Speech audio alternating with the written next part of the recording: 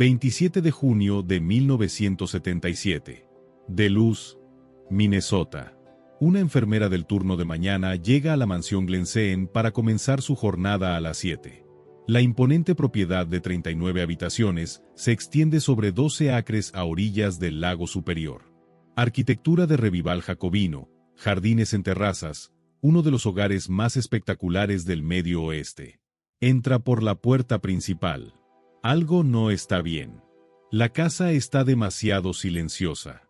Velma Pietila, la enfermera del turno nocturno, debería estar moviéndose, preparando el traspaso de turno con su paciente. Pero no hay nadie. La enfermera avanza hacia la gran escalera central. Entonces lo ve. Un cuerpo.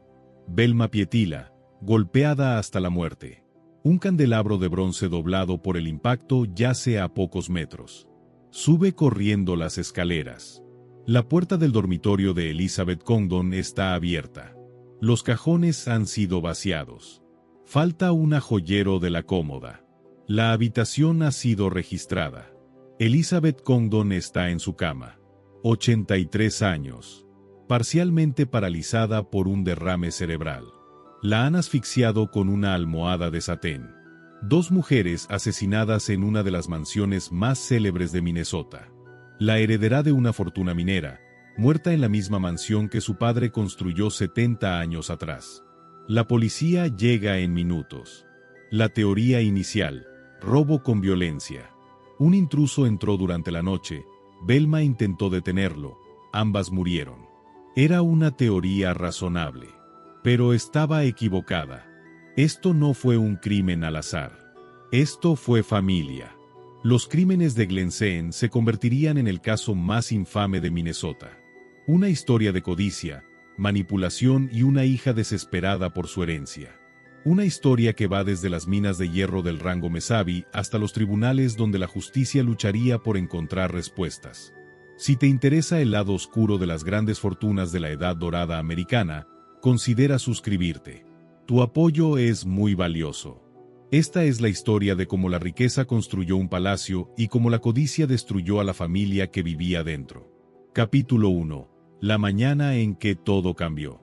La enfermera del turno de día llegó a Glensheen el lunes 27 de junio de 1977 a las 7 de la mañana. Llevaba años trabajando para Elizabeth Condon. Conocía la rutina, la casa, cada rincón. Sabía exactamente qué esperar al cruzar esas puertas. Pero desde el primer instante, algo estaba mal. La mansión estaba en silencio. Un silencio demasiado profundo.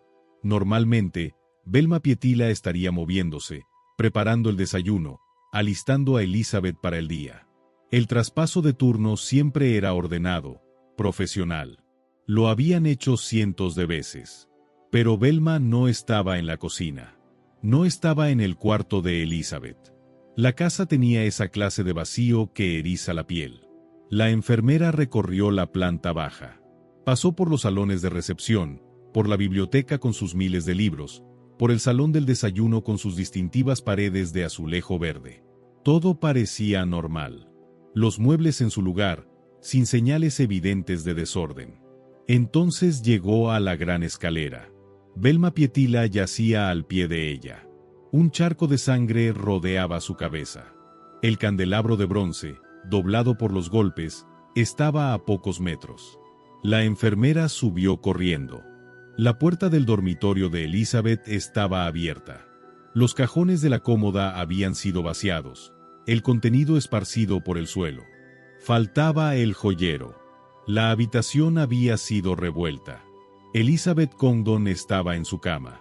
Las sábanas estaban colocadas con pulcritud, casi en paz. Pero algo en su cara no estaba bien. El color. La quietud. La enfermera buscó el pulso. Nada. Elizabeth estaba muerta. Una almohada de satén reposaba junto a su cabeza. Corrió escaleras abajo y llamó a la policía. El departamento de policía de Duluth llegó en 10 minutos. Los agentes reconocieron la dirección de inmediato. Todo Duluth conocía a Glensheen. La mansión Condon, uno de los monumentos más emblemáticos de la ciudad, una propiedad de calidad museística aún habitada por la familia que la construyó. Los agentes entraron con cautela. Encontraron primero a Velma Pietila. La violencia era evidente. La habían golpeado repetidamente. El ataque fue brutal, prolongado. No fue un solo golpe accidental. Fue rabia, o determinación, o ambas cosas. Arriba, Elizabeth Condon yacía en su cama. 83 años, parcialmente paralizada desde un grave derrame 13 años atrás. No podía caminar, apenas podía hablar. Estaba completamente indefensa.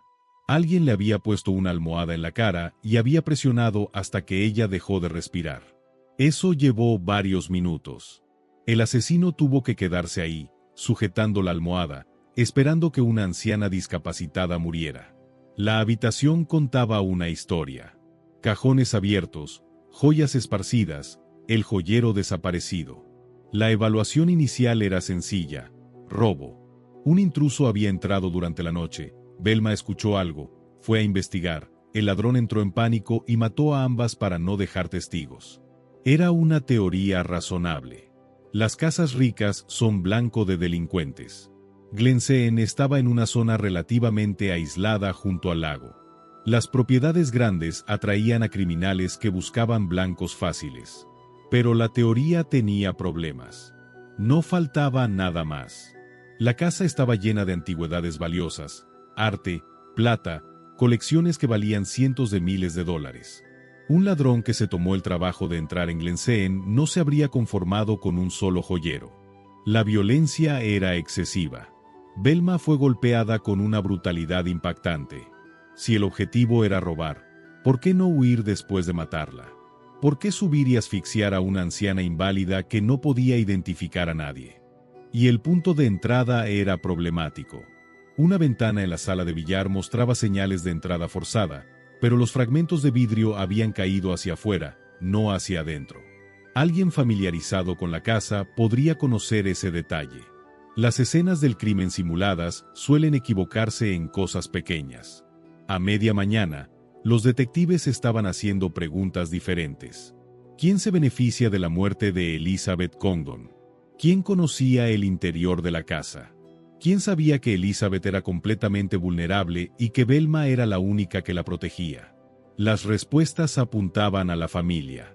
Elizabeth Condon tenía 2 hijas adoptivas.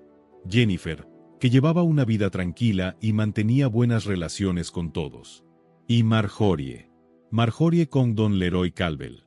Una mujer con reputación, con historia y con graves problemas económicos. En cuestión de horas, los investigadores descubrieron que Marjorie estaba en pie de heredar más de $8 millones al morir su madre. Que estaba en la ruina. Su casa había sido embargada. Sus autos, reposeídos. Vivía en un hotel en Colorado porque no podía pagar un alquiler en ningún otro lugar. Su nuevo esposo, Roger Calvel, estaba desempleado. Los fideicomisarios de la familia Condon les habían cortado el acceso al dinero. Marjorie llevaba meses suplicando ayuda económica. Y descubrieron algo más. Algo que les puso los pelos de punta. 3 meses antes, en marzo de 1977, la Oficina de Investigación de Colorado había contactado a los fideicomisarios de la familia Condon. Habían recibido información de que Marjorie Condon Calvel estaba buscando a alguien para matar a su madre. Los fideicomisarios habían reforzado la seguridad en Glencairn, pero Elizabeth se había negado a creer que su hija pudiera hacerle daño. Descartó las advertencias, insistió en que Marjorie la amaba. Ahora Elizabeth estaba muerta, asfixiada en su cama. Y los detectives tenían que averiguar si una hija había asesinado a su madre por dinero. Capítulo 2. Chester Condon, el abogado minero. Chester Agathe Condon nació el 12 de junio de 1853 en Rochester, Nueva York. Su padre era pastor metodista. Su madre provenía de una familia respetable, pero sin fortuna. Chester creció con recursos modestos, valores religiosos y la certeza de que el éxito requeriría trabajo duro. Nada en su infancia sugería que se convertiría en uno de los hombres más ricos de Minnesota. Ingresó a la Universidad de Syracuse en 1871. Allí conoció a Clara Esperia Bannister, hija de otro pastor metodista de San Francisco. Ambos se graduaron en 1875. Chester estudió Derecho. Clara tomó un puesto de profesora en una universidad femenina en Ontario. Mantuvieron contacto, se escribieron cartas, hicieron planes para un futuro juntos. Pero Chester necesitaba establecerse económicamente antes de poder casarse. Los años posteriores a la graduación fueron difíciles. Estudió Derecho en un despacho de Syracuse y fue admitido en el Colegio de Abogados de Nueva York en 1877. Pero el trabajo escaseaba, y el dinero, más aún. Le escribía cartas a Clara llenas de dudas. Se llamaba a sí mismo un abogado de segunda categoría. Bromeaba amargamente con que debería haberse hecho vaquero. En 1878, desesperado por ingresos, aceptó un trabajo como director de escuela en Chippewa Falls, Wisconsin. El sueldo era miserable y el trabajo, frustrante. Aguantó menos de un año. En 1879, Chester se mudó a St. Paul, Minnesota. Abrió un despacho jurídico y fue admitido en el Colegio de Abogados de Minnesota. El despacho funcionaba moderadamente bien. Suficiente para sobrevivir, no para prosperar. Entonces su suerte cambió. Conoció a William Bilson, el fiscal federal del estado de Minnesota. Los dos hombres congeniaron de inmediato. Cuando se abrió un puesto, Chester se convirtió en su ayudante. El sueldo mejoró un poco. Más importante aún, ganó contactos y experiencia valiosos. Chester le pidió prestados varios cientos de dólares a un amigo y le propuso matrimonio a Clara. El 29 de septiembre de 1881, 10 años después de conocerse en Syracuse, se casaron en una ceremonia íntima. Los Congdon se instalaron en St. Paul. Chester siguió como ayudante del fiscal. Vivían modestamente en Selby Avenue, cerca del elegante barrio de Summit Avenue, pero sin poder permitírselo del todo todavía. En 1892, Bilson le hizo una propuesta a Chester. Había dejado el cargo de fiscal y establecido un despacho privado en Duluth. La ciudad estaba en pleno auge. El rango de hierro Mesabi, a 90 kilómetros al norte, acababa de ser descubierto. Duluth se estaba convirtiendo en un centro de transporte marítimo. El dinero fluía. Había trabajo legal en abundancia. Bilson quería un socio de confianza. Chester aceptó. La familia Congdon se mudó a Duluth en mayo de 1892. El bufete de Bilson y Congdon pronto ganó reputación, pero la mudanza también trajo tragedia. Su hijo John Robert, de casi 2 años, murió en mayo de 1893 de fiebre escarlata. En 1896, los Congdon compraron su propia casa, una imponente mansión victoriana de 3 pisos apodada La Piedra Roja, revestida en arenisca roja del lago Superior. El inmueble en el 1511 de East Superior Street había sido diseñado por el reconocido arquitecto local Oliver Trapagen. Era una declaración de intenciones. Una familia en ascenso. Pero lo que verdaderamente lo cambió todo fue el mineral de hierro. El rango Mesabi había sido descubierto en 1890 por los hermanos Meret. Habían encontrado algo extraordinario. Hematita de alta calidad a poca profundidad, fácil de extraer, el depósito de mineral de hierro más grande del planeta. Pero los Meret no lograban atraer inversores. Andrew Carnegie, que dirigía la mayor acerera del país, desestimó el mineral Mesabi como una muestra de barro. Henry Oliver no opinaba lo mismo. Dirigía Oliver Steel en Pittsburgh, la segunda mayor fabricante de acero del país. Oliver visitó Duluth en 1892 para la Convención Nacional Republicana y luego recorrió el rango Mesabi en persona. Lo que vio le gustó. El mineral era real, de alta calidad, en cantidades masivas. Oliver necesitaba representación legal local para sus transacciones mineras en Minnesota. Fue a la oficina de Bilson en Duluth. Bilson estaba fuera. Con el tiempo justo, Oliver accedió a reunirse con el socio menor de Bilson en su lugar, Chester Congdon. Los dos hombres conectaron de inmediato. Ambos eran republicanos convencidos. Ambos entendían los negocios. Ambos veían el potencial del rango Mesabi. Oliver le propuso una asociación. Crearía la Oliver Mining Company. Chester sería su agente en Minnesota, arrendando y adquiriendo propiedades mineras. A cambio, Chester recibiría honorarios, comisiones y acciones de la empresa. Chester aceptó. Era la oportunidad que había estado esperando. Durante los años siguientes, Chester trabajó incansablemente para Oliver Mining. Negoció arrendamientos, adquirió propiedades, resolvió disputas legales. Su reputación creció. Sus ingresos aumentaron drásticamente. El abogado que luchaba por sobrevivir se estaba convirtiendo en un hombre de fortuna. Pero las grandes riquezas aún estaban por llegar, porque el rango Mesabi atraería la atención de jugadores mucho más poderosos. John D. Rockefeller quería el control del rango. Andrew Carnegie, a pesar de su desprecio inicial, cambió de opinión y fue agresivamente tras las propiedades del Mesabi. Henry Oliver quedó atrapado entre dos titanes. Chester se encontró en medio de batallas entre algunos de los hombres más ricos y poderosos de América. En 1901, J. P. Morgan intervino. Temiendo que el conflicto desestabilizara la economía nacional, Morgan negoció un acuerdo. Compró las participaciones de Rockefeller, Carnegie y Oliver Mining, y las fusionó en una nueva entidad, United States Steel Corporation, la primera empresa en la historia en valer $1.000 millones. La consolidación hizo fortunas para todos los involucrados. Henry Oliver salió rico. Chester Condon, como accionista de Oliver Mining, vio sus acciones en la nueva US Steel Corporation dispararse en valor. En 6 años, sus acciones subieron un 555%. Casi de la noche a la mañana, pasó de ser un abogado exitoso a uno de los hombres más ricos de Minnesota. Chester no se detuvo ahí. Compró tierras baratas en el sector occidental del rango Mesabi, terrenos que otros consideraban sin valor porque el mineral requería procesamiento antes de poder usarse en las acerías. Chester se asoció con Guilford Harley y convenció a US Steel de invertir $10 millones en una planta de concentración para procesar el mineral. Cuando US Steel construyó la planta, las tierras de Chester y Harley se volvieron enormemente valiosas. Las arrendaron de vuelta a US Steel con ganancias extraordinarias. Chester diversificó. Invirtió en minas de cobre en Arizona, construyó un canal de irrigación en el Valle Yakama de Washington, sirvió en juntas directivas de bancos y empresas mineras. Para 1904, Chester había alcanzado su sueño. Era posiblemente el hombre más rico de Minnesota.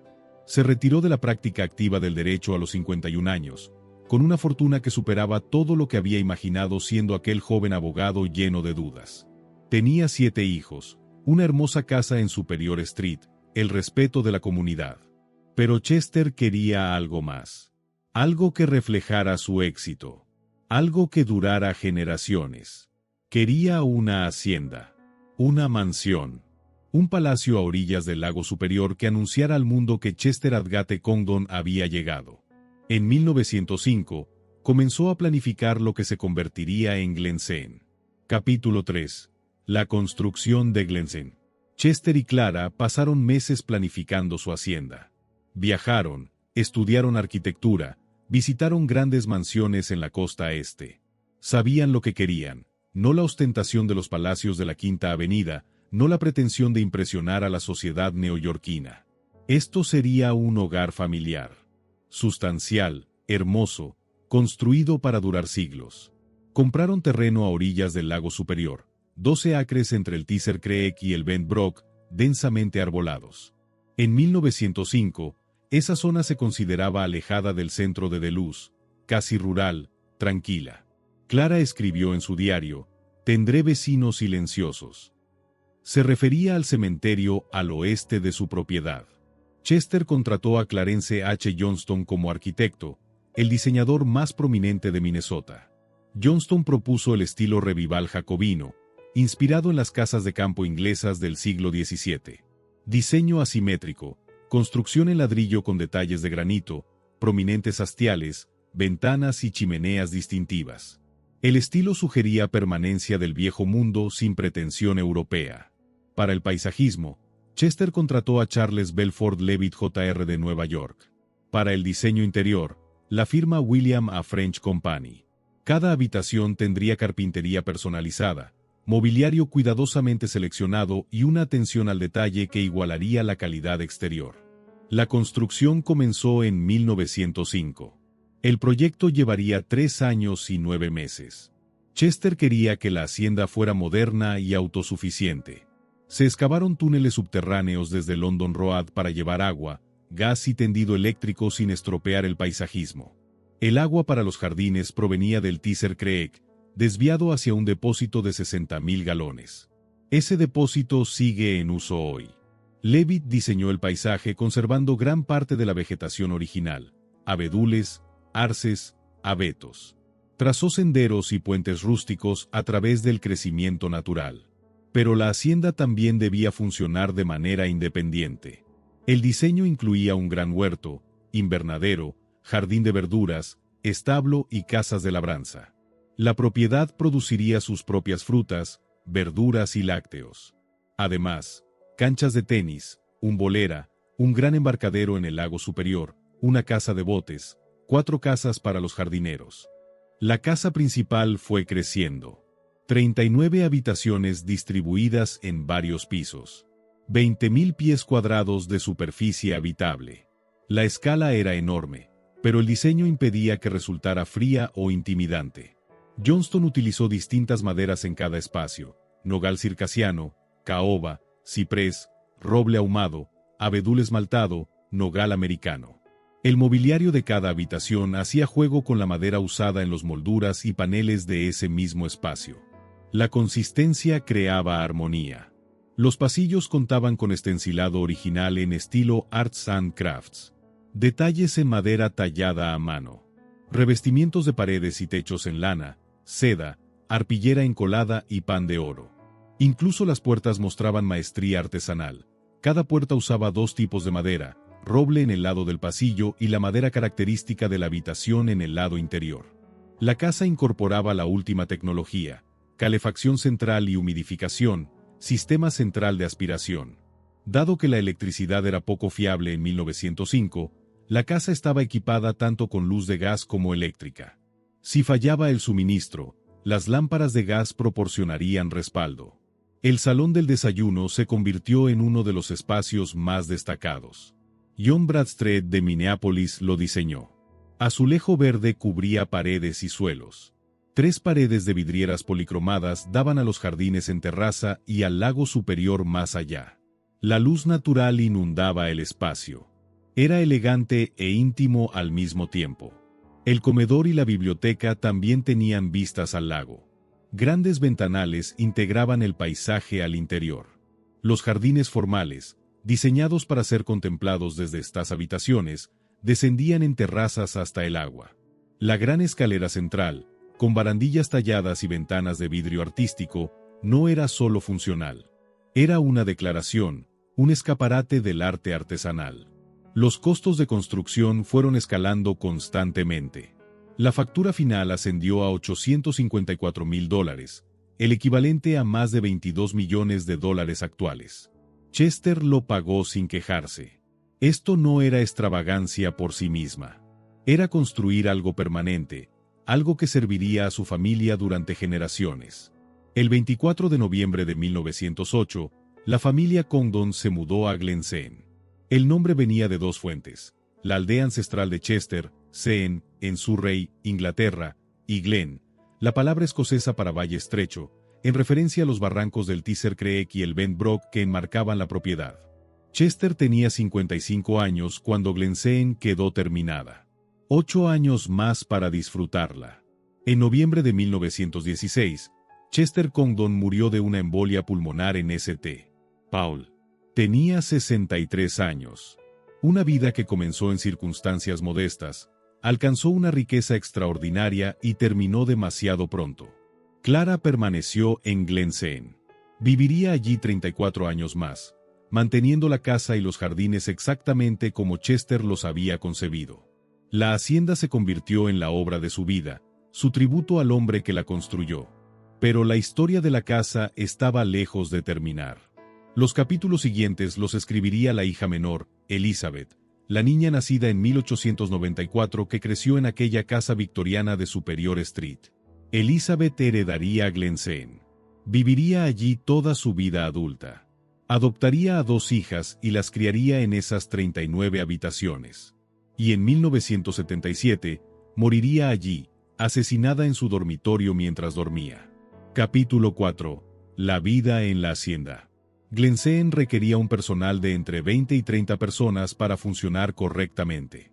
Los Congdon no pretendían replicar la aristocracia europea. Querían un hogar que funcionara con fluidez y que pudiera acoger a su creciente familia y a sus frecuentes visitas. El mayordomo supervisaba al personal masculino y el servicio formal. El ama de llaves dirigía a las empleadas domésticas y mantenía los estándares del hogar. Debajo de ellos trabajaban lacayos, doncellas, cocineros, personal de cocina, lavanderas y jardineros. Todos tenían funciones específicas, jerarquías claras, responsabilidades definidas. El personal vivía en la casa. Los pisos superiores albergaban sus habitaciones. Sencillas, con mobiliario básico. Nada comparable a los espacios elaborados de abajo. Los sirvientes usaban escaleras separadas. No debían ser visibles, salvo cuando estaban prestando servicio. El sistema requería una coordinación constante. Los Congdon trataban bien a sus empleados para los estándares de la época, sueldos justos, horarios razonables comparados con otros hogares adinerados. Clara dirigía la operación con eficiencia más que con severidad. Los empleados que trabajaban bien se quedaban años. La familia se acomodó a sus rutinas. Chester mantenía oficinas en el centro, pero a menudo trabajaba desde la biblioteca de Glensheen. La sala albergaba miles de libros, volúmenes jurídicos, historia, literatura. Clara gestionaba el hogar y criaba a los hijos. Para 1908, cuando se mudaron a Glensheen, la familia incluía a Walter, Edward, Marjorie, Ellen, Elizabeth y Robert.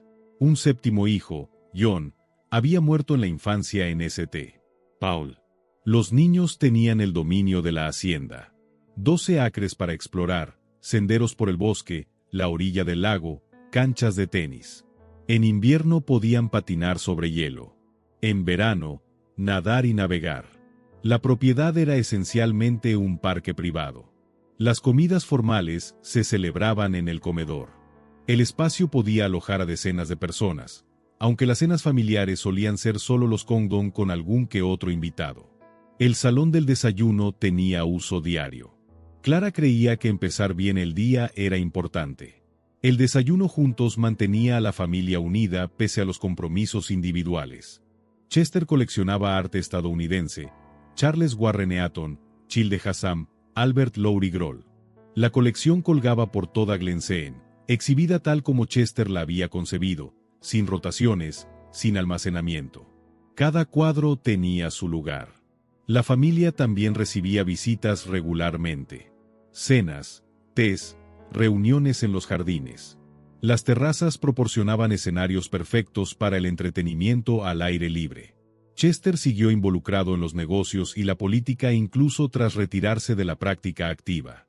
En 1909 se presentó a las elecciones para la legislatura estatal de Minnesota. Su objetivo era oponerse a un impuesto de tonelaje propuesto sobre el mineral de hierro exportado fuera del estado. El impuesto amenazaba sus inversiones en el rango Mesabi occidental. Chester ganó y cumplió 2 mandatos, de 1909 a 1913. Sus esfuerzos políticos tuvieron éxito. El proyecto de ley del impuesto de tonelaje fracasó. Minnesota acabaría aprobando ese impuesto en 1921, 5 años después de su muerte.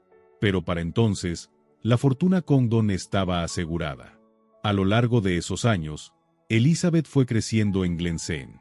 Nacida en 1894, tenía 14 años cuando la familia se mudó a la hacienda. La casa se convirtió en el centro de su mundo. A diferencia de sus hermanos, Elizabeth nunca pareció ansiosa por irse. Walter fue a la universidad. Edward siguió sus propios intereses. Marjorie y Ellen acabaron casándose. Robert se preparó para la universidad. Todos siguieron adelante con sus vidas, estableciéndose en otros lugares. Elizabeth se quedó. Asistía a funciones sociales, tenía amigas, viajaba ocasionalmente, pero Glensheen seguía siendo su hogar. el lugar al que pertenecía. Nunca se casó. Entonces, en noviembre de 1916, Chester murió. La embolia pulmonar lo sorprendió de repente. Tenía solo 63 años, en la cima de su influencia, todavía activo en los negocios. Su muerte fue un shock para DeLuz. Chester dejó su fortuna en un fideicomiso. Clara recibiría ingresos de por vida. Tras su muerte, el patrimonio se dividiría entre los hijos supervivientes. La estructura protegía la riqueza y garantizaba que sostuviera a múltiples generaciones. Clara continuó viviendo en Glensheen. Mantuvo la casa exactamente como Chester la había dejado. El personal, los jardines, el mobiliario, todo en su lugar. Estaba preservando su visión, manteniendo viva su memoria. En 1950, Clara Congdon murió a los 96 años. Había vivido en Glensheen durante 42 años, más tiempo que Chester. Lo suficiente para ver cómo la hacienda se convertía en un hito de DeLuz. Tras la muerte de Clara, la pregunta era, ¿qué ocurriría con Glensheen? Los demás hijos tenían sus propios hogares y sus propias vidas. Ninguno quería cargar con el enorme coste de mantener la hacienda. Elizabeth era la opción lógica. Nunca se había ido. Glensheen ya era su hogar. La casa pasó a ser suya. Para entonces, Elizabeth tenía poco más de 50 años, seguía soltera. Vivir sola en 39 habitaciones parecía poco práctico. La solución llegó a través de la adopción. En 1932, Elizabeth adoptó a su primera hija, una bebé originalmente llamada Jacqueline Barnes, a quien rebautizó como Marjorie Mannering Congdon. 3 años después, en 1935, adoptó a una segunda niña, Jennifer Susan Congdon. La casa volvió a tener niños. Las habitaciones que habían estado en silencio durante años se llenaron de sonidos de niñas pequeñas, juguetes, risas, la energía que trae criar una familia. Elizabeth se entregó en cuerpo y alma a la maternidad. Contrató enfermeras y niñeras para ayudarla, las matriculó en buenos colegios, las presentó en sociedad en DeLuz, les dio todo lo que el nombre Congdon podía ofrecer. Marjorie y Jennifer crecieron en Glensheen. Vivieron infancias parecidas a la que Elizabeth había conocido, la hacienda, el lago, el privilegio que venía con la fortuna familiar. Pero había diferencias. Diferencias importantes. Estas niñas eran adoptadas, no Congdon de sangre. Algunos miembros de la familia nunca las aceptaron del todo. Hacían distinciones sutiles entre la familia verdadera y las hijas adoptivas. Marjorie parecía sentirlo con más intensidad. Era temperamental, difícil, requería más atención que Jennifer. Luego, en 1964, sobrevino el desastre.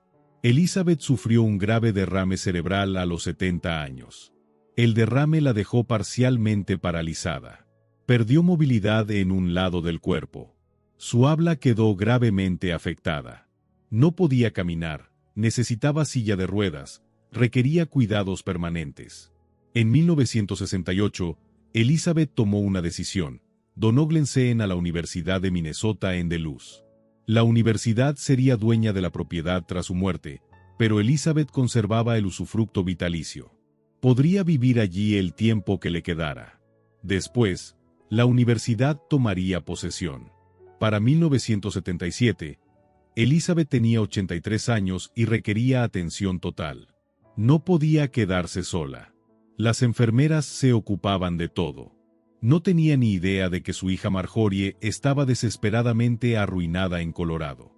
No tenía ni idea de que los fideicomisarios le habían cortado el acceso al dinero familiar.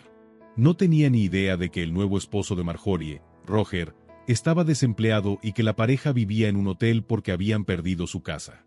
Y no tenía ni idea de que en junio de 1977, alguien entraría a Glensheen en mitad de la noche, mataría a su enfermera, subiría a su dormitorio y la asfixiaría con una almohada. La casa que Chester construyó para durar generaciones se convertiría en el escenario de uno de los crímenes más impactantes de Minnesota. Capítulo 5.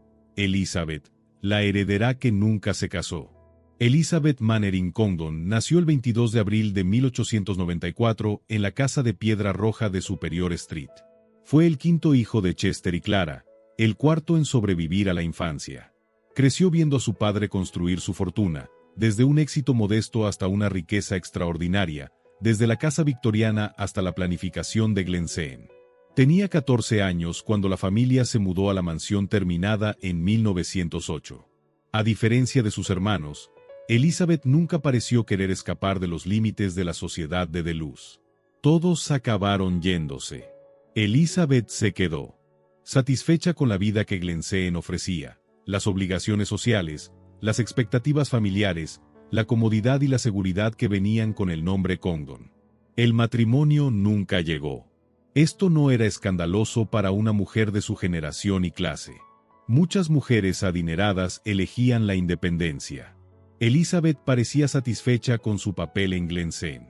Ayudaba a Clara a gestionar el hogar, supervisaba al personal cuando era necesario, participaba en el interminable calendario social que venía con la posición Congdon. Cuando Chester murió en 1916, Elizabeth tenía 22 años, joven como para que el matrimonio siguiera pareciéndole posible.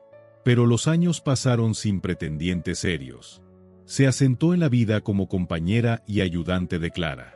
Tras la muerte de Clara en 1950, Elizabeth heredó la hacienda.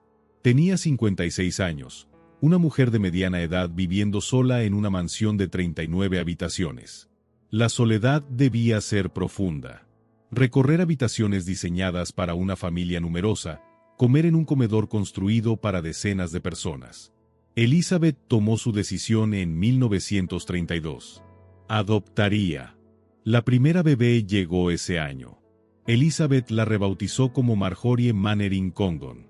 El Mannering era su propio segundo nombre. El Congdon le daba pleno estatus familiar. 3 años después, en 1935, llegó la segunda adopción, Jennifer Susan Congdon. De repente, Glensheen volvía a tener niños. Se prepararon cuartos de bebé, se contrataron enfermeras y niñeras. Las habitaciones que habían estado en silencio se llenaron de bebés que lloraban, luego de niñas pequeñas que corrían por los pasillos. Elizabeth se volcó en la maternidad. Tenía 41 años cuando llegó Jennifer. No era joven para los estándares de la época, pero lo suficientemente adinerada para costear toda la ayuda que necesitara. Sin embargo, había complicaciones. Complicaciones que Elizabeth quizás no anticipó del todo. Marjorie era difícil desde el principio. Temperamental, exigente. Berrinches que parecían excesivos incluso para una niña, necesidad constante de atención, resistencia a los límites. Las enfermeras luchaban para manejar sus cambios de humor. Jennifer era más tranquila, más fácil. El contraste entre las dos niñas se hizo evidente muy pronto. Algunos miembros de la familia Congdon nunca aceptaron del todo las adopciones. Eran correctos, educados en su comportamiento. Pero las distinciones persistían. Parientes de sangre frente a hijas adoptivas. Congdon de verdad frente a algo más. Marjorie parecía percibir ese rechazo. Le alimentaba el resentimiento. La hacía más difícil. En 1951, a los 19 años, Marjorie se casó con Richard Leroy. Tuvieron hijos inmediatamente, 7 en total. El matrimonio duró 19 años, terminando en divorcio en 1970. Durante esos años, los problemas financieros de Marjorie se convirtieron en leyenda dentro de la familia. Ella y Richard vivían permanentemente por encima de sus posibilidades, pedían dinero prestado, se atrasaban en los pagos. Acudían a Elizabeth cada vez que los acreedores presionaban. Elizabeth pagaba una y otra vez. Rescataba a su hija, cubría deudas, evitaba que Marjorie afrontara las consecuencias. Amor materno mezclado con permisividad. El patrón quedó establecido temprano y nunca cambió. Jennifer, mientras tanto, llevaba una vida tranquila. Se casó, mantuvo buenas relaciones con la familia, no causó a Elizabeth ningún problema serio. En 1964, Elizabeth sufrió el derrame cerebral masivo. La parálisis era permanente. El deterioro del habla, duradero. Pasaría el resto de su vida discapacitada, atrapada en un cuerpo que ya no respondía correctamente. Pero su mente seguía funcionando con relativa normalidad. Podía pensar, reconocer a las personas, entender lo que le decían. La conciencia de su propia condición quizás fuera la parte más cruel, saber lo que había perdido, sin poder recuperarlo. En 1968, Elizabeth organizó el futuro de Glencairn. La donó a la Universidad de Minnesota en Duluth. Tras su muerte, se convertiría en museo, abierto al público, preservado permanentemente. Ella conservaba el usufructo vitalicio. La fortuna de Elizabeth estaba distribuida en varios fideicomisos, algunos establecidos por Chester décadas antes, otros más recientes. La estructura era compleja. Múltiples fideicomisarios administraban el dinero, distribuían los ingresos a los beneficiarios y protegían el capital para que no fuera dilapidado. Marjorie recibía ingresos de los fideicomisos, pero los fideicomisarios controlaban las distribuciones. Podían cortarle el grifo si consideraban que sus gastos eran demasiado irresponsables. El testamento de Elizabeth, actualizado en diciembre de 1976, especificaba las distribuciones tras su muerte. Marjorie y Jennifer heredarían sumas sustanciales. Más de 8 millones para Marjorie. Pero mientras Elizabeth viviera, el dinero permanecía bloqueado en los fideicomisos. Marjorie no podía acceder al capital, solo a los ingresos que los fideicomisarios aprobaran. Esto creaba una tensión insoportable. Marjorie necesitaba dinero constantemente. Los fideicomisarios se negaban cada vez más. Habían visto durante años cómo ella dilapidaba los fondos, acumulaba deudas, tomaba decisiones financieras desastrosas una tras otra. Para 1977, la relación entre Marjorie y los fideicomisarios se había deteriorado por completo. No le darían nada más allá del apoyo mínimo. La situación era imposible. Una hija que necesitaba dinero urgentemente. Fideicomisarios que se negaban a dárselo. Una madre rica sobre el papel, pero que no podía acceder a suficiente dinero para resolver el problema. Y una herencia de millones que solo se desbloquearía cuando Elizabeth muriera. Elizabeth pasaba sus días en el dormitorio del segundo piso, mirando el lago superior, el agua que había contemplado toda su vida. La vista desde la casa que su padre construyó. No tenía forma de saber que su hija Marjorie, desesperada y arruinada en Colorado, estaba barajando soluciones cada vez más desesperadas. No tenía forma de saber que el nuevo esposo de Marjorie, Roger, estaba dispuesto a hacer cosas de las que ella misma quizás dudaría.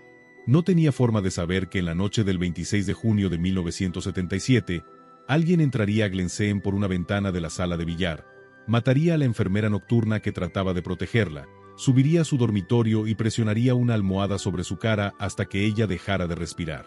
Capítulo 6. Marjorie, el problema. Marjorie Congdon llegó al mundo como Jacqueline Barnes, una bebé cuyos padres biológicos no podían criarla. En 1932, Elizabeth la adoptó y le dio el nombre Congdon, una nueva identidad, un nuevo futuro. Las señales de alerta aparecieron desde pequeña. Berrinches que duraban horas, exigencias que parecían excesivas incluso para una niña, una incapacidad de aceptar un no sin reaccionar explosivamente. Elizabeth lo atribuía a la adaptación, al trauma de la adopción. Contrató especialistas, buscó consejo, probó distintos enfoques. Nada funcionó. Marjorie seguía siendo difícil. A medida que fue creciendo, los problemas evolucionaron. Desarrolló un sentido de la prepotencia que impactaba incluso a personas acostumbradas a niños ricos. El dinero no significaba nada para ella. Los límites no existían. Si quería algo, esperaba obtenerlo de inmediato. Elizabeth la consintió, pagó sus facturas, cubrió sus gastos, puso excusas ante los miembros de la familia que arqueaban las cejas ante el comportamiento de Marjorie. Jennifer, 3 años menor, ofrecía un contraste desolador. Tranquila, obediente, agradecida por lo que tenía. No le causó a Elizabeth ningún problema serio. La diferencia entre las dos niñas no podía ser más obvia. En 1951, Marjorie de 19 años se casó con Richard Leroy. Era un hombre decente y trabajador que no tenía idea de en qué se estaba metiendo. El matrimonio produjo 7 hijos con rapidez. Las exigencias de criar una familia numerosa deberían haber madurado a Marjorie. En cambio, Los niños se convirtieron en gastos adicionales que no podía gestionar. Marjorie gastaba dinero más rápido de lo que Richard podía ganarlo. Vivían en Marine-on-St. Croix, Minnesota. Un municipio agradable, con buenos colegios, donde criar una familia debería haber sido relativamente sencillo. Pero el hogar de los Leroy funcionaba en crisis permanente. Las facturas se acumulaban sin pagar. Los acreedores llamaban. Los servicios de cobro enviaban cartas. Richard trabajaba más horas intentando mantenerse a flote. Marjorie le echaba la culpa por no ganar suficiente. Los fideicomisarios que administraban la fortuna Congdon observaban con creciente alarma. El dinero que iba a Marjorie desaparecía al instante. Nunca era suficiente. Ninguna cantidad la satisfacía. Luego llegó el incendio. A finales de los años 60, la casa de los Leroy en Marine-on-St. Croix ardió en circunstancias sospechosas. La investigación del seguro levantó interrogantes. La coincidencia era conveniente. La familia estaba enormemente endeudada y el pago del seguro resolvería los problemas inmediatos. No se probó nada, pero los miembros de la familia lo recordaron. Para 1970, el matrimonio se derrumbó. Richard solicitó el divorcio después de 19 años. Marjorie obtuvo inicialmente la custodia de los hijos, pero no pudo gestionarlos ni podía costearlos. Varios acabaron yéndose a vivir con Richard. Marjorie había fracasado como madre del mismo modo en que fracasaba en todo lo que requería disciplina o sacrificio. Tras el divorcio, se mudó a Colorado en 1975. Un nuevo comienzo, nuevos horizontes. Dejó atrás a la mayoría de sus hijos, 7 niños que necesitaban a su madre. Los abandonó, eligió su propia libertad sobre sus necesidades. En Colorado conoció a Roger Calvel. Recién divorciado, con dificultades económicas, trabajando en empleos esporádicos. De muchas maneras, era perfecto para Marjorie. 2 personas con más ambiciones que capacidades, más necesidades que recursos. Se casaron rápidamente en 1976. Ambos estaban empezando de cero tras matrimonios fallidos. Ambos estaban en la ruina. Se hicieron grandes planes. Un rancho de caballos. Criarían y adiestrarían caballos, los venderían con beneficio, construirían una operación exitosa. El plan requería terreno, dinero, equipo y experiencia que no tenían. Dentro de meses, no podían hacer frente a los pagos. La propiedad fue embargada. Los caballos fueron vendidos o recuperados por los acreedores. El sueño del rancho se derrumbó antes de despegar realmente. Se mudaron al Hotel Holland House en Golden, Colorado. Viviendo en un hotel porque no podían conseguir el aval para alquilar un apartamento, no podían reunir la fianza, no tenían historial de arrendamiento que no incluyera desahucios o facturas sin pagar. El dinero venía de los ingresos del fideicomiso de Marjorie. Recibía aproximadamente $22,000 anuales. En 1977, era una cantidad decente, suficiente para vivir modestamente. Pero Marjorie nunca había vivido con modestia. Los $22,000 podían haberse esfumado. Facturas del hotel, comidas fuera, compras de Marjorie, gastos de Roger. Nunca era suficiente. Para la primavera de 1977, estaban desesperados. Las facturas del hotel se acumulaban. No tenían ingresos más allá del pago del fideicomiso. Roger no encontraba trabajo estable. Habían agotado el crédito. Nadie les prestaba dinero. Marjorie intentó múltiples enfoques con los fideicomisarios. Necesitaba dinero para esta emergencia, para aquella crisis. Todas las solicitudes fueron denegadas. En marzo de 1977, ocurrió algo inquietante. La Oficina de Investigación de Colorado contactó a los fideicomisarios de la familia Congdon. Habían recibido información de que Marjorie estaba buscando a alguien para matar a su madre, un asesino a sueldo. Supuestamente Marjorie estaba preguntando, tratando de encontrar a alguien que matara a Elizabeth por dinero. Los fideicomisarios aumentaron la seguridad en Glensheen e informaron a Elizabeth, quien se negó a creerlo. Insistió en que debía haber un malentendido. Marjorie la amaba, Nunca haría semejante cosa. Para junio de 1977, los Caldwell estaban en crisis. El hotel amenazaba con echarlos por las facturas impagadas. No tenían dinero, no tenían perspectivas, no tenían opciones salvo una. La muerte de Elizabeth desencadenaría las distribuciones de la herencia. Más de $8 millones irían a Marjorie. 3 días antes de la muerte de Elizabeth, Marjorie firmó un documento, un poder notarial. Autorizaba a Roger a recibir directamente aproximadamente $2,5 millones de su herencia esperada. No a través de ella, no sujeto al control de los fideicomisarios. El momento parecería devastador más tarde. ¿Por qué firmar ese documento a menos que algo estuviera a punto de ocurrir? El fin de semana del 24 al 26 de junio, Roger desapareció del hotel.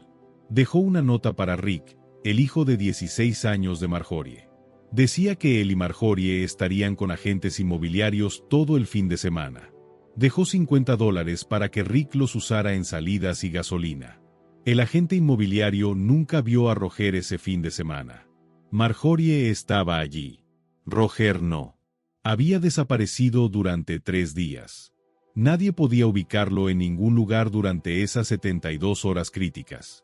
Sin registros de vuelo, sin recibos de tarjeta de crédito, sin testigos que recordaran haberlo visto. Se había esfumado. Luego, a primera hora del lunes, 27 de junio, Elizabeth Condon y Velma Pietila fueron encontradas asesinadas en Glenseen. Roger reapareció en el hotel el lunes por la tarde. Tenía moretones en la cara, cortes en las manos. Cuando le preguntaron, dijo que un caballo le había dado una cos. La explicación parecía extraña para alguien que supuestamente había pasado el fin de semana viendo propiedades inmobiliarias en los suburbios de Denver. Marjorie llamó a su hermana Jennifer con la noticia. Su madre estaba muerta. Asesinada. Tenían que ir a de luz para el funeral. La reacción de Marjorie pareció inadecuada a quienes la conocían. No del todo correcta. Demasiado serena, demasiado pronta con las explicaciones, como si hubiera estado esperando esa noticia. En el funeral, 3 días después, los familiares notaron las lesiones de Roger, su nerviosismo, la manera en que evitaba el contacto visual. Algo en los Caldwell no cuadraba. Miembros de la familia se acercaron a los investigadores. Les contaron sobre los problemas económicos de Marjorie, el rumor del asesino a sueldo de marzo, el patrón de incendios e incidentes sospechosos, la herencia de millones. Les instaron a examinar de cerca a Marjorie y Roger. Lo que la policía descubriría en las semanas siguientes serían pruebas condenatorias que situaban a Roger en Glenseen. Pruebas físicas que lo conectaban directamente con el crimen. El rastro llevaba directamente de vuelta a la pareja desesperada de Colorado que necesitaba que Elizabeth muriera. Capítulo 7. Las pruebas se acumulan. La policía de Duluth comenzó a construir su caso a las pocas horas del descubrimiento de los cuerpos. Las pruebas físicas contaban una historia contundente. La pregunta era si aguantaría en un tribunal. Los investigadores fotografiaron todo. La ventana de la sala de billar con los fragmentos de vidrio hacia afuera en lugar de hacia adentro. El cuerpo de Velma Pietila al pie de la gran escalera. El candelabro de bronce doblado. El dormitorio de Elizabeth con los cajones vaciados y el joyero desaparecido. La forense de 1977 no disponía de análisis de ADN ni de las sofisticadas técnicas de hoy, pero una recolección meticulosa seguía siendo capaz de resolver casos. El joyero desaparecido se convirtió en una pista crucial. Un ladrón se habría llevado más. La casa estaba llena de objetos valiosos. Llevarse solo un joyero sugería a alguien que quería que el crimen pareciera un robo, pero que en realidad no estaba interesado en robar. El coche de Velma Pietila fue encontrado a la mañana siguiente. En el aparcamiento del aeropuerto, con las llaves puestas. Quienquiera que la hubiera matado había conducido el vehículo hasta allí y lo había abandonado. La policía empezó a revisar los registros de pasajeros de las aerolíneas, los vuelos de Minneapolis a Denver en los días anteriores y posteriores al asesinato. Si Roger Caldwell había volado a Minnesota, matado a 2 mujeres y vuelto a Colorado en avión, debería haber registros. No encontraron nada. Una semana después de los asesinatos, los investigadores recibieron una pista peculiar. Un comerciante de monedas en Colorado los contactó. Alguien le había enviado por correo una moneda de oro bizantina pidiendo una tasación. La dirección del remitente era la de Roger Calvel. La moneda coincidía con la descripción de objetos de la colección de joyas de Elizabeth. ¿Por qué Roger se enviaría a sí mismo una moneda robada? No tenía ningún sentido, a menos que fuera increíblemente estúpido o increíblemente arrogante. Los detectives obtuvieron una orden de registro para la habitación del hotel de los Calvel. Lo que encontraron fue devastador. Más joyas que coincidían con las descripciones de objetos tomados de Glencairn. Una cesta de mimbre similar al joyero desaparecido. Roger intentó alegar que esas cosas eran regalos de la abuela de Marjorie de años atrás. La historia se desmoronó rápidamente. Luego llegó la huella dactilar en el sobre que contenía la moneda de oro. Una huella del pulgar que se convertiría en el arma más poderosa de la acusación. La huella pertenecía a Roger Calvel. De forma definitiva, sin ninguna duda. Roger se había enviado a sí mismo una propiedad robada de una escena del crimen, dejó su huella en el sobre y creó una prueba que lo conectaba directamente con el delito. Pero las evidencias más condenatorias fueron visuales. Cuando Roger y Marjorie llegaron a Deluz para el funeral el 30 de junio, los familiares lo notaron de inmediato. La cara de Roger estaba magullada y cortada. Sus manos mostraban heridas, rasguños y marcas consistentes con una lucha violenta. Marjorie lo explicó enseguida. Un caballo le había dado una cos, solo un accidente. La explicación no convenció a nadie. Roger parecía haber estado en una pelea. El tipo de pelea que ocurre cuando golpeas a alguien hasta la muerte con un candelabro de bronce. Los investigadores entrevistaron a los Calvel por separado. Sus historias tenían inconsistencias. Roger alegaba haber estado en Colorado todo el fin de semana, pero no podía precisar dónde exactamente. Ningún testigo confirmaba su presencia, ningún recibo de tarjeta de crédito, ninguna factura de restaurante, nada. Marjorie insistía en que Roger había estado con ella, viendo inmuebles, planificando su futuro. Pero el agente inmobiliario dijo que solo había visto a Marjorie. Roger no había estado allí. Marjorie cambió su versión. Dijo que debía de estar confundida sobre qué día había ido Roger con ella. Las mentiras se apilaban. Cada contradicción hacía que los Calvel parecieran más culpables. El 6 de julio de 1977, la policía detuvo a Roger Calvel. 2 cargos de asesinato en primer grado, Elizabeth Condon y Velma Pietila. Fue acusado de haber matado a ambas para acelerar la herencia de su esposa. Roger mantuvo su inocencia. Alegó que lo estaban incriminando, que alguien le estaba tendiendo una trampa. Nunca había estado en Deluz ese fin de semana. Nunca había entrado en Glencairn. Nunca había tocado a esas mujeres. Todo el caso estaba manipulado. El argumento era ridículo, pero las pruebas físicas seguían acumulándose. El análisis forense de la cesta de mimbre encontrada en su habitación del hotel reveló fibras que coincidían con materiales de Glencairn, muestras de cabello, tierra de los terrenos de la hacienda. Cada prueba añadía otra pieza al caso de la acusación. Una cosa que la acusación no pudo producir fue la prueba de cómo Roger había viajado ahí desde Minnesota. Sin billetes de avión, sin registros de alquiler de coche, sin tickets de autobús. Supuestamente había hecho el viaje sin dejar rastro. La defensa golpeó ese punto con fuerza. ¿Cómo podría Roger haber viajado 2.400 kilómetros sin dejar ninguna huella? La acusación sugirió que podría haber conducido, robado un coche, hecho autostop, pagado todo en efectivo, viajado bajo un nombre falso. Había formas de moverse sin documentación si se planificaba con cuidado. Roger había tenido 3 días para ir y volver. Era físicamente posible. El jurado deliberó durante 3 días y luego emitió su veredicto. Culpable. En ambos cargos. Asesinato en primer grado.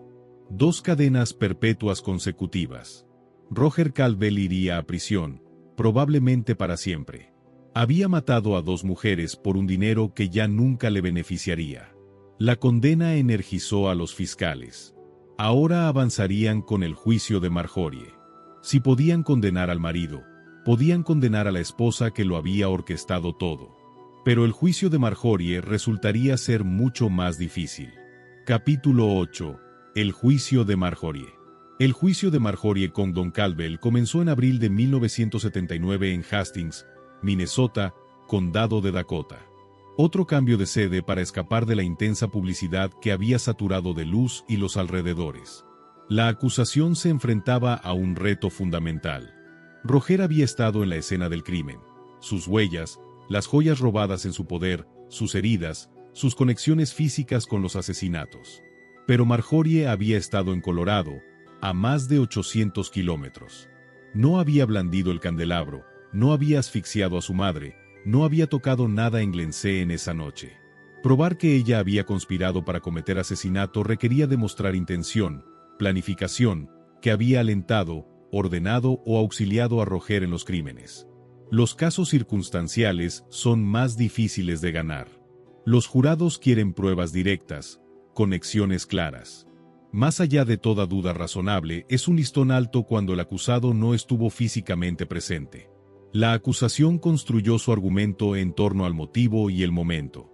La situación financiera desesperada de Marjorie. La herencia de más de $8 millones que solo se desbloquearía tras la muerte de Elizabeth. Luego llegaron los documentos comprometedores. El poder notarial firmado solo 3 días antes de los asesinatos, que autorizaba a Roger a recibir $2,5 millones directamente. ¿Por qué firmar esos papeles a menos que algo estuviera a punto de ocurrir? Los fiscales presentaron el rumor del asesino a sueldo de marzo.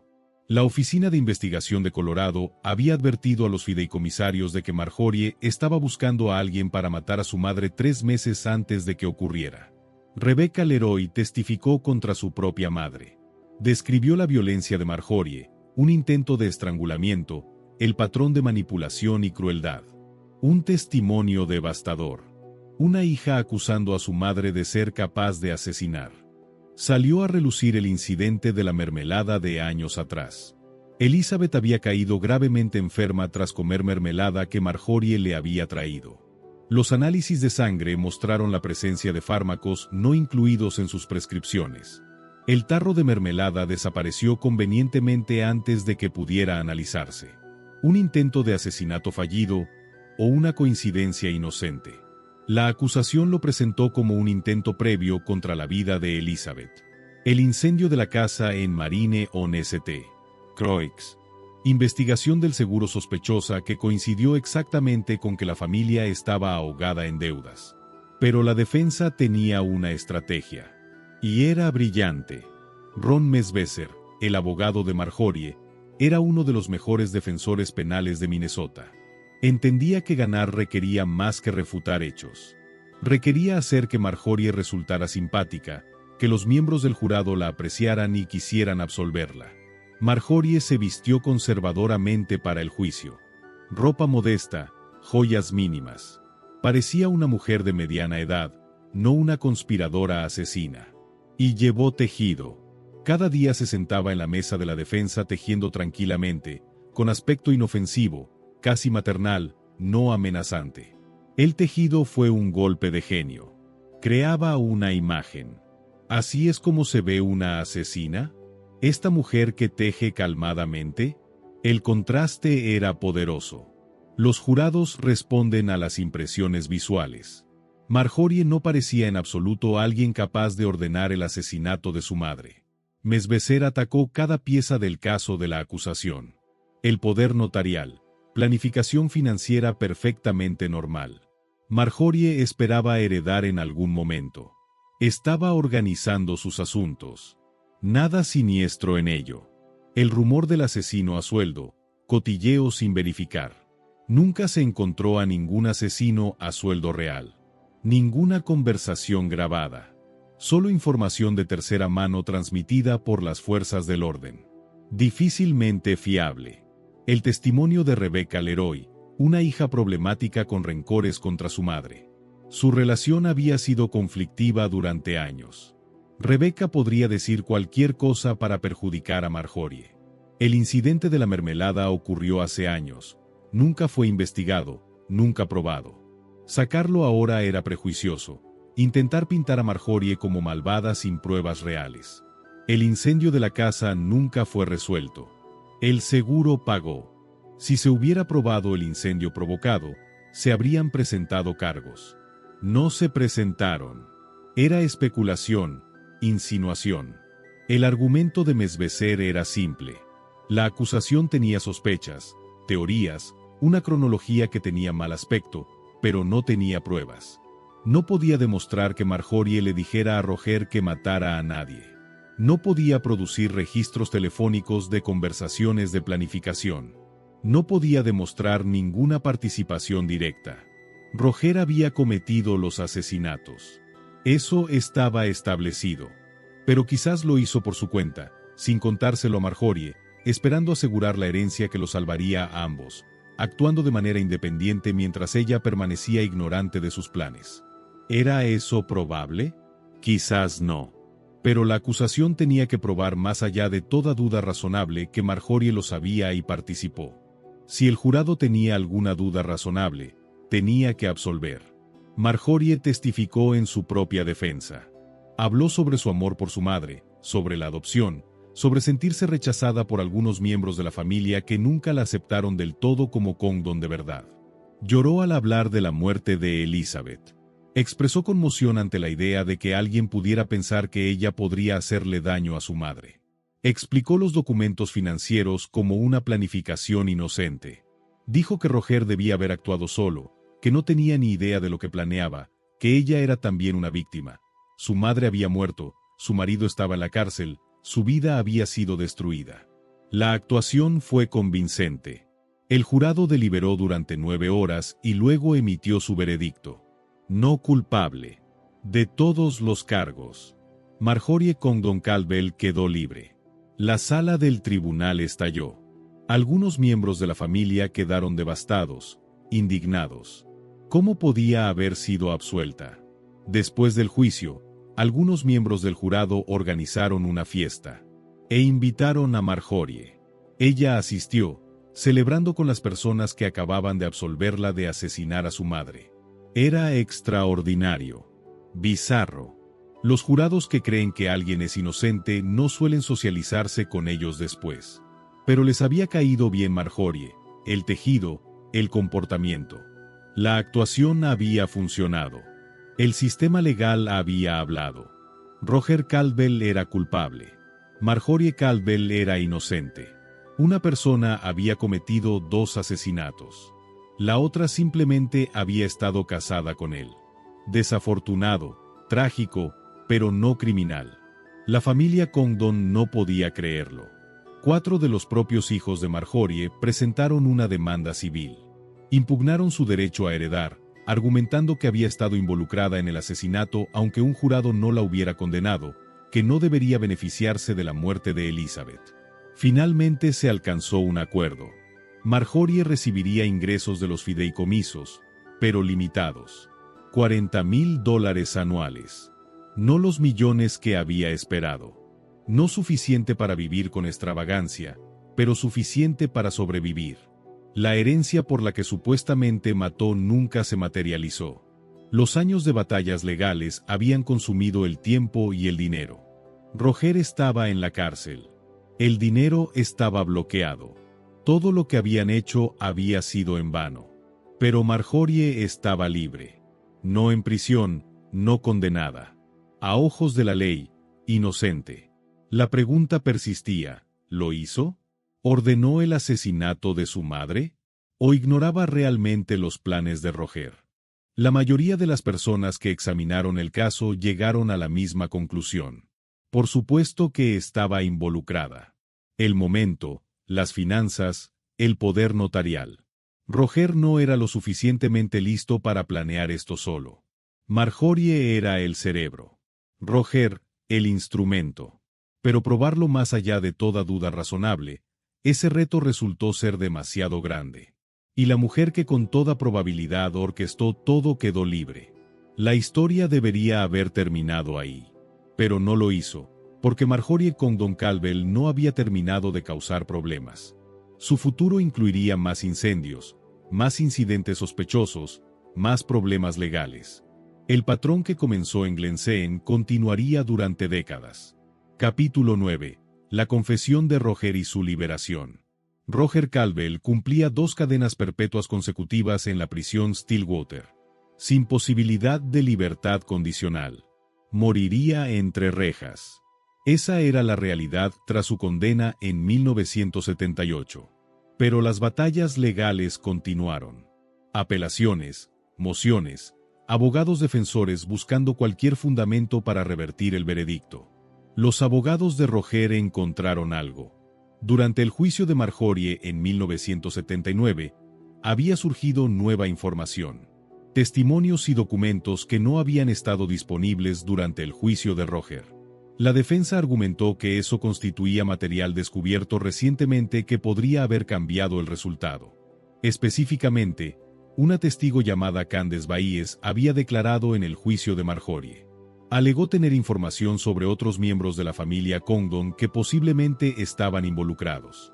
Su testimonio sugería sospechosos alternativos, una posible conspiración para incriminar a los Caldwell. El tipo de duda razonable que el jurado de Roger nunca había escuchado. El Tribunal Supremo de Minnesota revisó la apelación en 1982. Tomó una decisión impactante. La condena de Roger Caldwell fue anulada.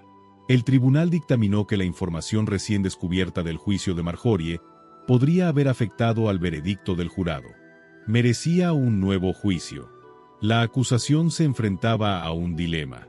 Juzgar a Roger de nuevo, 5 años después de los asesinatos. Los testigos podrían estar no disponibles, los recuerdos se habrían difuminado, las pruebas físicas podían ser cuestionadas. Y los jurados en los segundos juicios a menudo simpatizan con los acusados que ya han cumplido condena. Peor aún, Marjorie había sido absuelta. ¿Cómo podían argumentar que Roger conspiraba con alguien a quien los tribunales habían declarado inocente? La lógica legal se enredó. La acusación tomó una decisión calculada: ofrecer un acuerdo.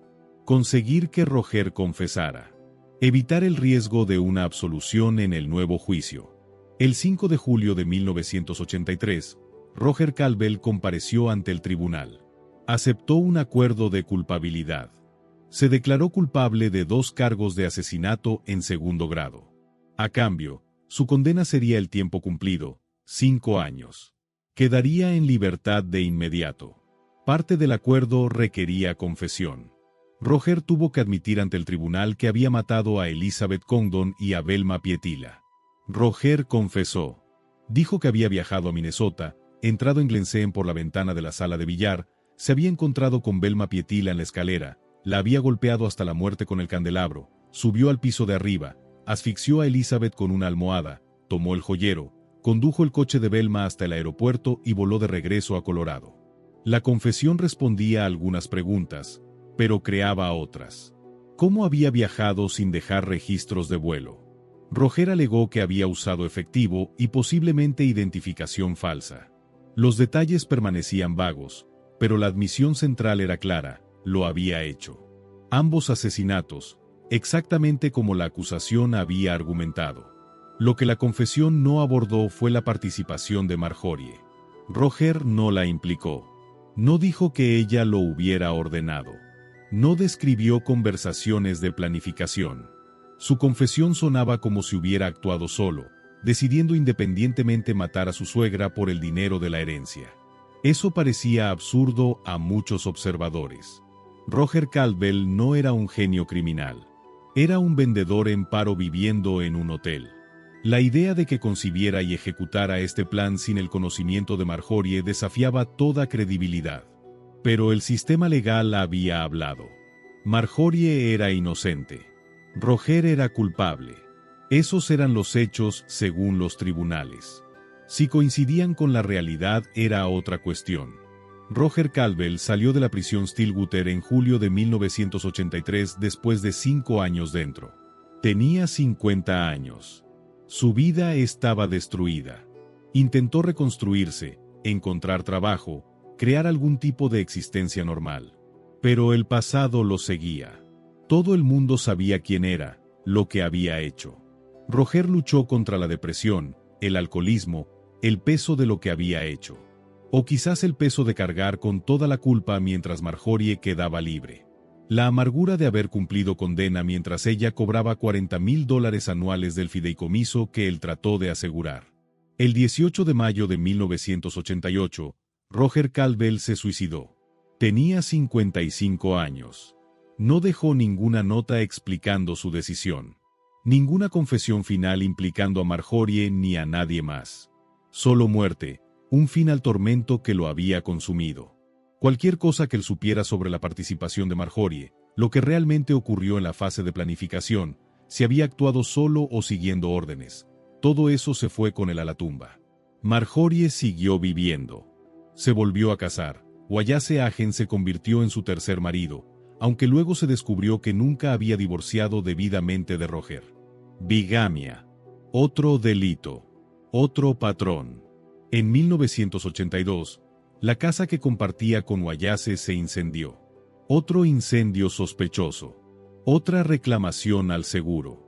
Los investigadores sospecharon que fue provocado. El patrón de Marine on St. Croix se repitió: incendio de vivienda, problemas financieros, pago del seguro.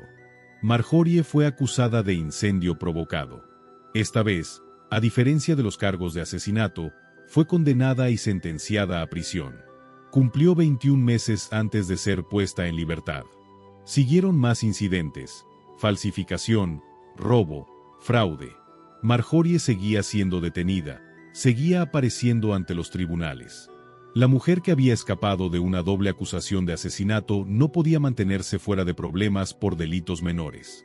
Sus hijos seguían siendo distantes. La mayoría no quería saber nada de ella.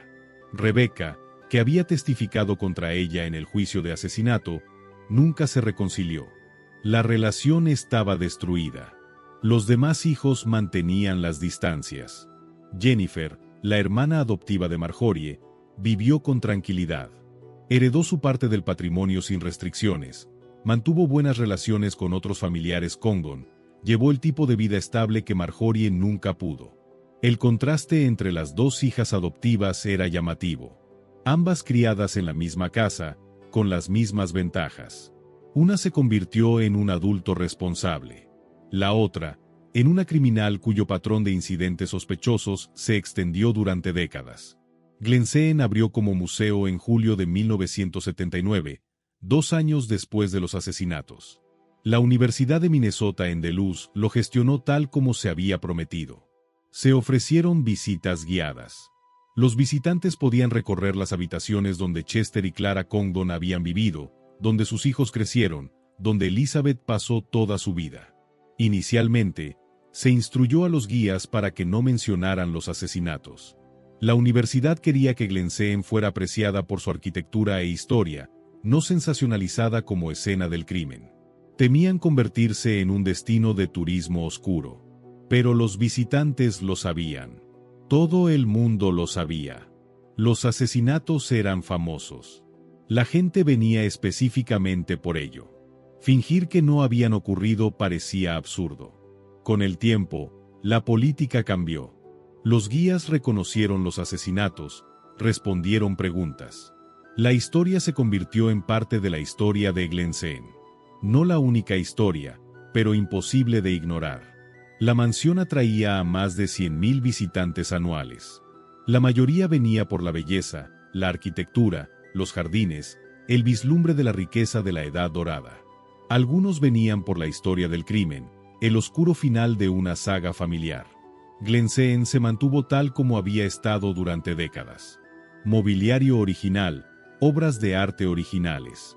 El 95% de lo que los visitantes veían databa de 1908, cuando los Condon se mudaron.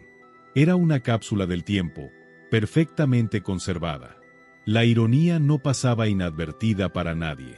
Chester Condon construyó esta casa para que durara generaciones, para establecer el legado familiar, para crear algo permanente. Y había sobrevivido. La mansión perduró, hermosamente conservada, protegida por la universidad. Pero la familia fue destruida. La fortuna de Chester repartida entre parientes lejanos. Su hija menor asesinada en su dormitorio. Su nieta adoptiva probablemente responsable. su nombre asociado con uno de los crímenes más notorios de Minnesota. La casa sobrevivió a las personas. El sueño sobrevivió a los soñadores. Capítulo 10. El legado del asesinato. Marjorie Congdon Calvel no se desvaneció discretamente en la oscuridad. El patrón que definió su vida continuó. Más delitos, más detenciones, más salas de tribunal.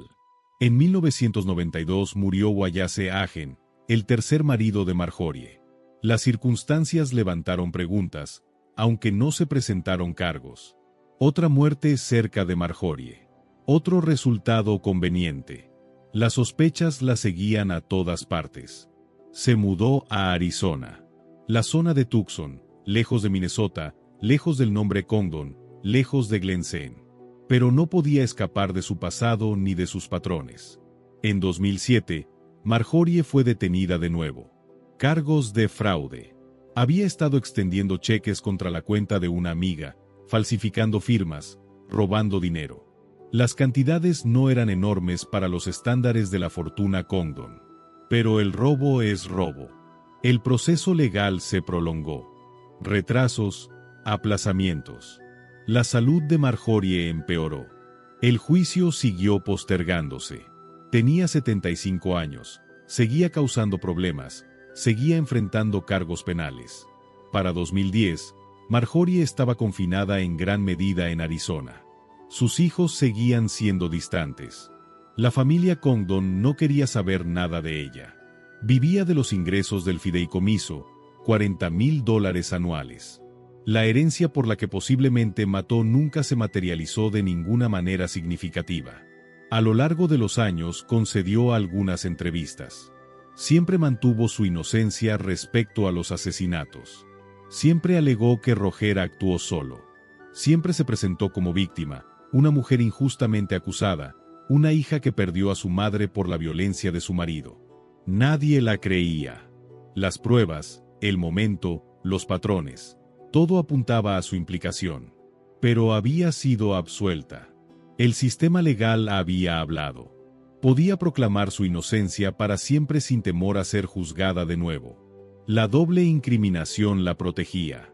Jennifer Johnson, la hermana adoptiva de Marjorie, vivió hasta 2017. Murió a los 82 años. Durante toda su vida mantuvo que Marjorie era culpable, que su hermana había orquestado el asesinato de su madre. La división familiar nunca sanó. Los 4 hijos que habían demandado a Marjorie en el juicio civil nunca se reconciliaron con su madre. Rebecca Leroy, que testificó contra ella, nunca volvió a hablar con Marjorie. La familia quedó permanentemente fracturada, la confianza destruida, las relaciones imposibles. La historia de Marjorie se convirtió en una leyenda en Minnesota. Se escribieron libros. Se produjeron programas de televisión. El canal Investigation Discovery presentó el caso. La historia era demasiado fascinante para ignorarla. Riqueza, adopción, codicia, asesinato, absolución, todos los elementos del drama de crímenes reales. La conclusión de quienes examinaron el caso coincidió con la de la mayoría de los observadores. Marjorie era culpable. Ella lo había planeado. Roger lo ejecutó. La absolución fue un fracaso del sistema de justicia. Una defensa demasiado buena, una presentación demasiado simpática, una duda razonable donde no debería haber existido ninguna. Pero demostrar algo más, ese tren ya había partido. Marjorie nunca se enfrentaría a juicio de nuevo. La protección legal era absoluta. Podía admitir su participación mañana y no ocurriría nada. Los tribunales habían terminado con ella. Glensen prosperó como museo. La Universidad de Minnesota en Duluth invirtió en conservación, restauración, mantenimiento de los jardines. La hacienda se veía lo más cercana posible a su estado de 1908. Los visitantes veían lo que Chester y Clara Congdon habían creado. La visión hecha realidad. Las visitas se ampliaron con el paso de los años. Diferentes opciones disponibles.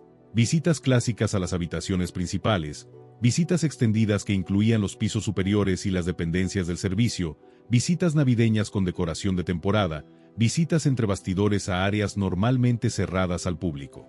La historia del crimen quedó integrada en la experiencia. No enfatizada, no sensacionalizada, pero reconocida. Los visitantes hacían preguntas. Los guías proporcionaban respuestas objetivas. El dormitorio donde murió Elizabeth, la escalera donde cayó Velma, la ventana por la que supuestamente entró Roger, todo parte de la historia. Algunos miembros de la familia se oponían a esto. Sentían que Glencairn debería recordarse por los logros de Chester, por la arquitectura, por las contribuciones de la familia de Luz, no por el asesinato, no por el peor momento de la historia de la hacienda. Pero la universidad mantuvo el equilibrio adecuadamente. El enfoque siguió siendo la casa, la artesanía, la conservación. La mansión apareció en el Registro Nacional de Lugares Históricos, reconocida por su importancia arquitectónica. Uno de los ejemplos más finos del diseño revival jacobino en América. Notablemente intacta. El 95% de los muebles y accesorios originales. Una genuina cápsula del tiempo de principios del siglo XX. Los grupos escolares la visitaban regularmente.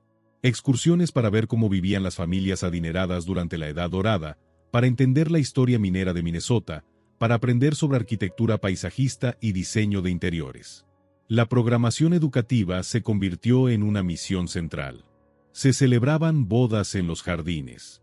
Las terrazas proporcionaban escenarios hermosos. Las parejas posaban para fotografías con el lago superior de fondo. Las terrazas que Levitt diseñó en 1905 seguían funcionando tal como se habían concebido, belleza accesible para todos ahora, no solo para la familia Congdon. La visión de Chester Congdon había tenido éxito de manera inesperada. Quiso crear algo duradero, algo que sirviera a su familia durante generaciones. La parte familiar fracasó. Elizabeth asesinada. Marjorie deshonrada. El nombre Congdon asociado con el crimen en lugar de con la filantropía. Pero la casa sobrevivió. Más que sobrevivido. Floreció, compartida con el público, preservada permanentemente, visitada por cientos de miles, apreciada por su belleza y artesanía. El legado de Chester vivió a través de la arquitectura, a través de la hacienda que construyó. La ironía era profunda. Todo por lo que Chester trabajó, la fortuna, la posición familiar, la dinastía duradera, todo se derrumbó. Pero el edificio perduró. La estructura física resultó más duradera que la estructura familiar. La piedra y la madera demostraron ser más resistentes que la sangre y la herencia. DeLuz abrazó Glencairn como punto de referencia, atracción turística, fuente de orgullo. La mansión representaba la historia de la ciudad, la riqueza minera que construyó la región, la ambición y la visión de los empresarios de principios del siglo XX. El nombre Congdon seguía siendo prominente en DeLuz. Calles, edificios, parques. Las contribuciones de Chester a la ciudad eran reales y duraderas. Las aportaciones al sistema de parques que ayudó a desarrollar, los caminos que financió, las mejoras cívicas que apoyó. Esos logros no fueron borrados por un asesinato 70 años después. Pero la familia había desaparecido, dispersa. Ningún Congdon vivía ya en DeLuz. La fortuna estaba repartida entre parientes lejanos.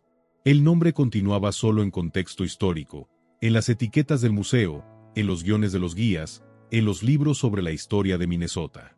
Chester construyó Glencairn en 1908 con el sueño de una ocupación multigeneracional, de hijos y nietos y bisnietos Congdon llenando esas 39 habitaciones, de reuniones familiares en las terrazas, de tradiciones transmitidas a través de las décadas. Duró una generación más allá de él. Clara vivió allí hasta 1950. Elizabeth hasta 1977. 69 años de ocupación Congdon. Luego terminó. La familia se fue. La universidad tomó el control. El sueño había acabado. Pero la casa permanece. Permanecerá. Protegida por la propiedad institucional, mantenida con recursos universitarios, abierta al público para siempre. El legado físico de Chester asegurado incluso cuando su legado familiar se desintegró. Los asesinatos siempre serán parte de la historia de Glencairn. Imposible separar de ella. El momento más dramático de la historia de la hacienda. 2 mujeres asesinadas en una casa construida para la belleza y la armonía familiar. La corrupción de todo lo que Chester pretendía. Sin embargo, los visitantes salen de Glencairn más impresionados por la belleza que por la oscuridad. La arquitectura domina. Los jardines, la artesanía. Los asesinatos son un apéndice, importante, memorable, pero no definitorio. La casa es más grande que el crimen. Esa podría ser la ironía final. Marjorie intentó reclamar la fortuna Condon asesinando a su madre. No obtuvo nada. Vivió de los ingresos restringidos del fideicomiso. Acabó en Arizona enfrentando cargos de fraude en la vejez. El asesinato no le consiguió nada, pero hizo famosa a Glencairn. Trajo atención a la hacienda, atrajo a visitantes que quizás nunca habrían venido de otra manera. El crimen que Marjorie cometió para conseguir dinero acabó beneficiando a la casa que intentó heredar. No a ella. La casa. A Chester le habría agradado eso. Su mansión sobreviviendo, prosperando, convirtiéndose en más de lo que imaginó, abierta a todos, un tesoro público en lugar de una residencia privada. La casa ganó. La codicia perdió. La belleza perduró. Ese es el legado del asesinato en Glencairn. No solo tragedia, también triunfo. El triunfo de la preservación sobre la destrucción, de la belleza sobre la codicia, de la arquitectura sobre la disfunción familiar. La casa que Chester construyó sobrevivió a todo, incluido el asesinato. Y permanecerá mucho después de que todos los involucrados sean olvidados. Suscríbete para más videos sobre los grandes casos y fortunas que moldearon la historia de América.